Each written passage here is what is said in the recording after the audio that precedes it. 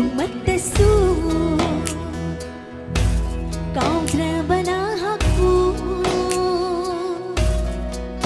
ay nakaramdam ng singgari.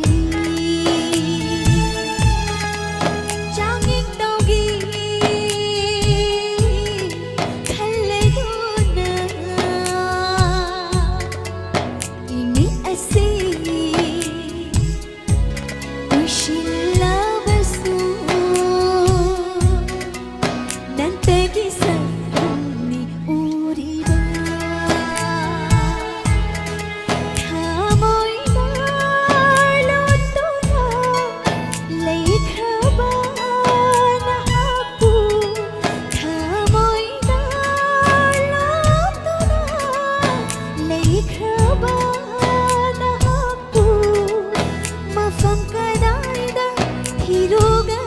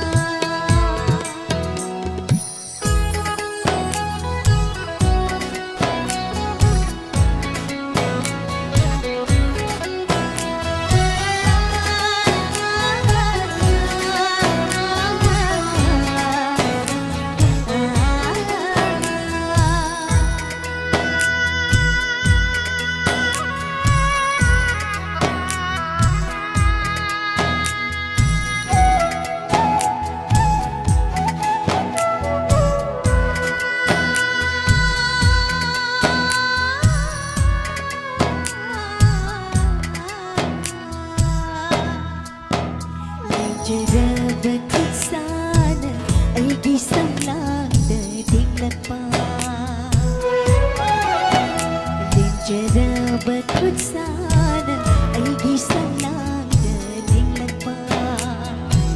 Kung laro'y namananggi sa tamgi majusing ay gitamoy na hanjin sa kari.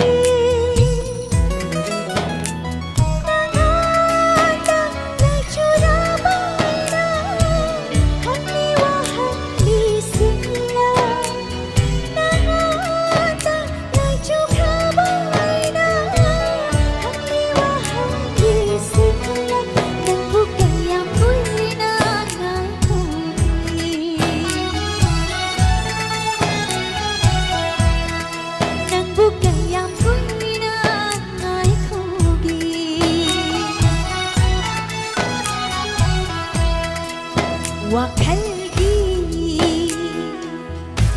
haurak pamoy bana nung magtaso. Kau trabaho ako ay nakaramdam ng singgari. Tanging tawgi kalado na